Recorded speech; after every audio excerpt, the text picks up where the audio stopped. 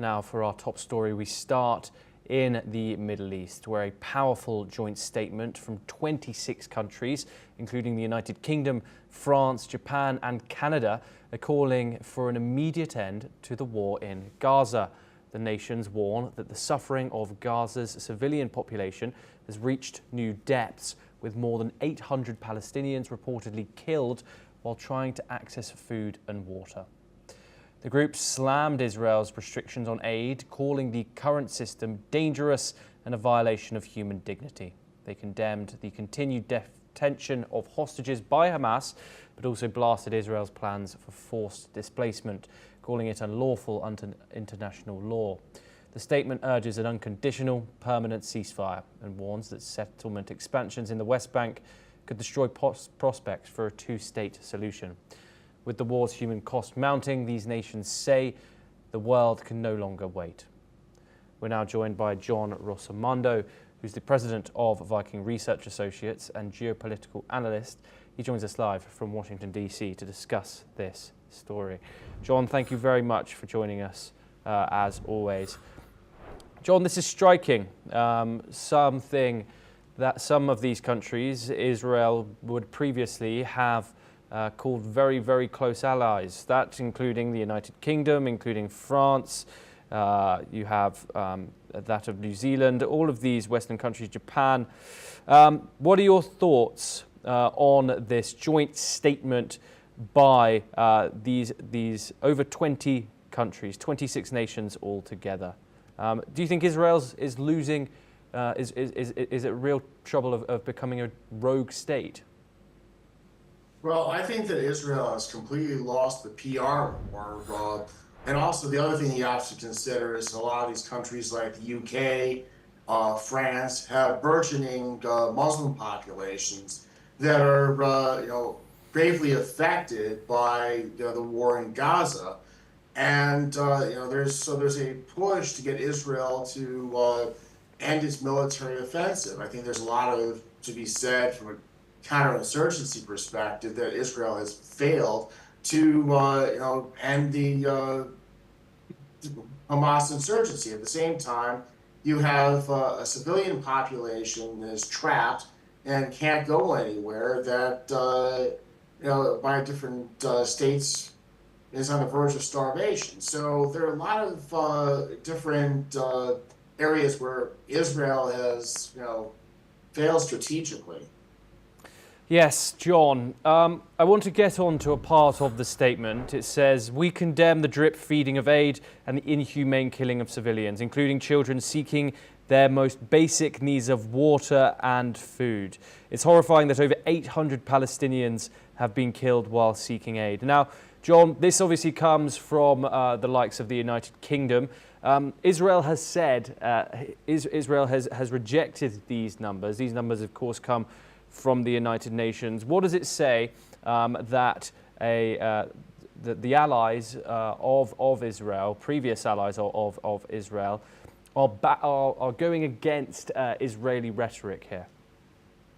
Well, I think that you have to consider the burgeoning Muslim populations in these countries. So they have to consider their domestic politics. In what they're doing. And the United Nations has proven to be unreliable in terms of its handling of the situation in Gaza, because it relies heavily on numbers from Hamas. I mean, this isn't just France and the UK, though, giving these statements. This is 26 nations here. You have the likes of Japan, you have the likes of Norway, Poland, Portugal, Slovenia, Spain, Sweden, Switzerland, Austria, and Italy, who have far-right governments in power right now, who are very, very much are spoken out against immigration to their country. Critics would say that this isn't about religion. This is about humanity, as they put it in their statement. Europe has. Across Europe, you have the same situation that you have in France and in Germany. I mean, not Germany, France and England. But I think what we're seeing is that people are just tired of the war in Gaza. They're tired of seeing Israel bombing and without any end in sight and without any threshold of victory. I mean, the idea of displacing the Palestinian population from Gaza is something that is anathema under the 1949 Geneva Convention that speaks out against deportations. So I think that there's a lot riding here, and I think that Israel needs to pay closer attention to how it's losing the PR war. Yes, and John, some critics obviously argue that US military and financial support for Israel undermines its ability to condemn these restrictions on aid. Also, the fact that the US does back the Gaza Humanitarian Foundation. How do you reconcile American assistance with the calls for human dignity in Gaza? Well, I think you also have to look at the fact that there are over 50,000 or so estimated Hamas fighters that have continued the war in Gaza. The last time we had a ceasefire, Hamas broke the ceasefire. I'm talking about before the October 7th massacre. So I think that Israel has seen a pattern of every time that it's agreed to what they call a hudna, or a temporary truce, Hamas breaks it by firing rockets at Israel, and then with the latest massacre. So I think that the U.S. supports Israel's right to defend itself against Hamas, but I think that we've seen after close to 3 years that it's failed to pacify Hamas, and I think that the U.S. needs to put pressure on Israel to reach some sort of agreement to bring a permanent end to this war. Yes, John, another thing that's mentioned in this is the expansions of settlements in the West Bank. Just the other day, we saw a US citizen killed, a Palestinian American who was from Florida. He was killed in the West Bank by Israeli settlers. We've had some US politicians call for these settlers to be punished. Do you think the US is doing enough to prevent these settlements in the West Bank that some claim are supported by the Israeli government, especially once one of its own citizens has just been killed by said settlers? Well, I just simply have to say that the United States has been, across Democrat and Republican administrations, has condemned Israel for building settlements since the 1970s, and it hasn't had any appreciable impact.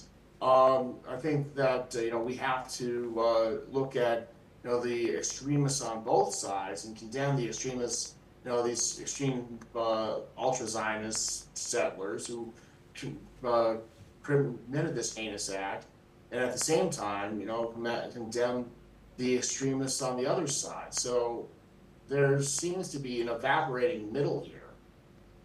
Yes, indeed, and obviously the United States is absent from this list of countries. There has been, according to a recent poll, it's been the lowest in 25 years, with still a small majority, but only 54% of Americans now hold a favourable view of Israel. It's its lowest since 2000. What are your thoughts about the relations between Israel and the United States right now, and how are people feeling in the United States, especially given Israel's current actions about its war in Gaza, its strikes on Syria, and its war with Iran, of course? Well, I think that Americans have watched the Israeli war in Gaza for 3 years, and they're kind of tired of it. They're tired of seeing the constant Israeli bombings, and it's undermined Israel's perception in the United States. I mean, Israel has definitively lost the public relations war here, as opposed to taking out a counterinsurgency strategy aimed at winning hearts and minds.